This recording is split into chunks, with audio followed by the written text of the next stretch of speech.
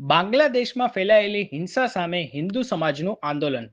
બાંગ્લાદેશમાં છેલ્લા ઘણા દિવસોથી હિંસક આંદોલન ચાલી રહ્યું છે. આ આંદોલનના કારણે બાંગ્લાદેશના પૂર્વ પ્રધાનમંત્રી શેખ હસીના દેશ છોડીને ભાગી ગયા છે. આ ઘટના બાદ આંદોલન વધુ ઉગ્ર બન્યું હતું અને આગજની અને તોડફોડના બનાવો વધી ગયા હતા. આ આંદોલનમાં સૌથી વધુ નુકસાન હિન્દુ સમાજના લોકોને થયું છે. આંદોલનકારી લોકોએ હિન્દુ લોકોના ઘર સળગાવી દીધા હતા, મંદિરોમાં તોડફોડ કરી હતી અને અનેક લોકોને મોતને ઘાટ ઉતારી દીધા હતા.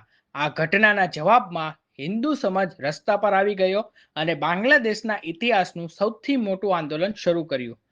હિન્દુ સમાજના લોકોની મુખ્યત્વે માંગ એટલી છે કે બાંગ્લાદેશમાં અલ્પસંખ્યકો માટે એક અલગ મંત્રાલય બનાવવામાં આવે, હિન્દુઓ માટે બાંગ્લાદેશ સંસદમાં 10% આરક્ષણ આપવામાં આવે, અલ્પસંખ્યક સુરક્ષા આયોગની રચના કરવામાં આવે, હિન્દુ અલ્પસંખ્યક પર થતા હુમલા રોકવા માટે કડક કાયદો બનાવવામાં આવે. આ બધી માંગો સાથે હિન્દુ લોકો આંદોલન કરી રહ્યા છે. હવે તત્કાલીન સરકાર શું નિર્ણય લે છે તે જોવાનું રહ્યું.